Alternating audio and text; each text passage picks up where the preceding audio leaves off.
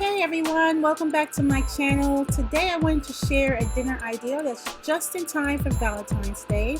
So this is our seitan chicken cutlets, and it's stuffed with mozzarella cheese, tomatoes, and spinach with a balsamic glaze on top.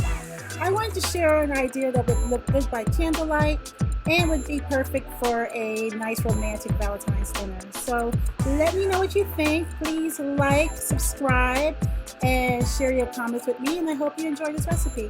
Bye!